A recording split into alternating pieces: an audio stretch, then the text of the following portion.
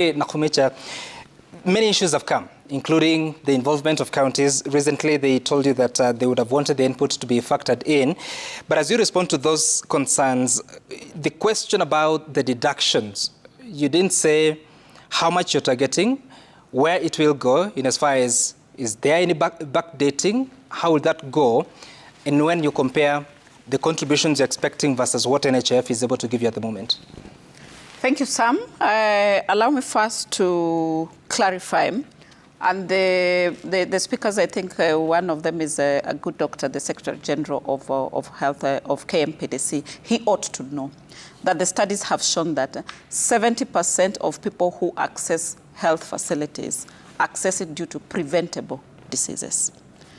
Similarly, studies have shown that for every 1 shilling that you invest in prevention and promotion of health, you save 9 shillings in curative. So whatever we are doing to, we are trying to do in terms of shifting, that we go back to preventive and promotive healthcare in another way, is a source of raising funds for the curative services. And that is the right direction to take. I want to clarify the other thing on the social health insurance. And you have asked how much do you intend to raise and what have we been raising with the NHIF. First of all, NHIF as it is, and I think there's one speaker there who said that it has structural challenges, and that is true. It is designed to serve the formal sector, that there's a check-off system where money is checked off and then it is used in NHIF. However, as I said in my opening remarks, majority of Kenyans are in the informal sector. Therefore, we have to target these people. Number two, the structural defect of NHIF, as it is right now.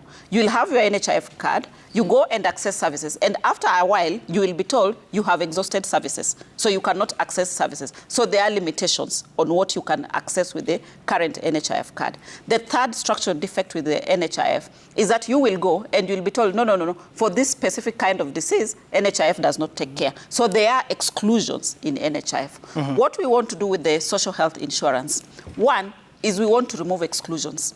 You will not be excluded from anything. You are sick, you ought to get services. The other thing is that there is no limitation. You will not be told that now you have done your 6 dialysis, you have exhausted your limit, go and die. We are not going to do that.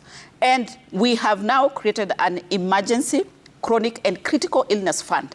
In the social, in the SHI bill, we have created that fund. Remember, the Constitution of Kenya gives a right to emergency healthcare. We have never been able to operationalize that emergency healthcare. This will be the first time that we are operationalizing emergency fund, chronic illness, and critical illness. If you get involved in an accident, you are taken to the nearest hospital, you are taken care of. At the moment you get involved in an accident, you get to the nearest hospital, nobody wants to touch you because the hospital is asking itself, where will it get money from?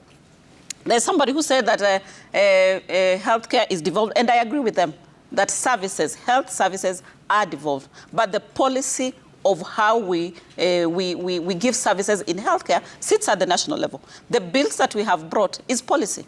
We are shifting from what we have been doing. Therefore, we are rightfully doing what we need to do, and we are working together with the county governors. The other day, last Friday, I had a COG engagement to take them through these bills, and we had very few levels of divergence. We actually converged at the end of the day. Right now, we have gone to the other stakeholders to be able to participate.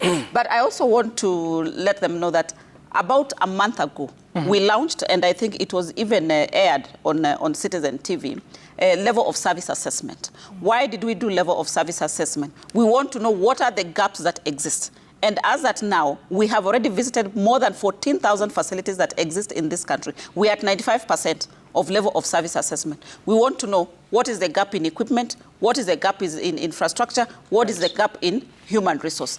Based on that, then, we can now work out on the 4 pillars of healthcare, which is one of them is human resource for health. We'll have discussions. Governors are the ones employing. So we can now come to a table and say, look here, you're supposed to be providing this service. From our level of assessment, you have a gap of 10,000 health workers. To your question, what were we collecting with the NHIF? Previously, we were collecting about 44 billion in a year.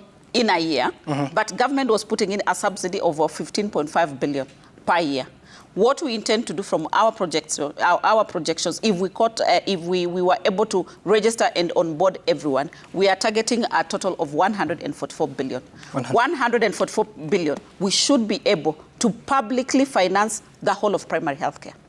We should be able to have the fund to operationalize the emergency, chronic and critical illness fund with that 144 billion. Thank you, sir. Effective date? We are launching, and let Kenyans know, we are launching the universal health coverage on the 20th day of Mashujaa Day. All we are waiting for, and I want to speak to our members of parliament, both our members of parliament in the national and in the Senate. And two of these bills have gone to the Senate because they deal with the counties. The primary health care bill and the FIF bill is in the Senate. Those two are in the Senate. They are originating from there. The SHI bill and digital health bill is in the National Assembly. Once we are able to go through the enactment of these bills, we hope that by October, at least we should have them now finalized. Once they are finalized and we launch our UHC on the 20th, Kenyans should expect that from the 21st, a community health promoter will be visiting them in their homes to start on primary health care, which is preventing and promoting health care. If it passes, yes. So the effective date of the 2.75%, when?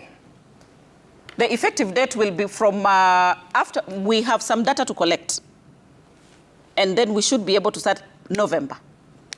Latest by December, 2.75%. Because once we collect data, we have to do the algorithm, we have to do means testing. Okay. Yes. Mheshimiwa Chelugui, umesikia semi za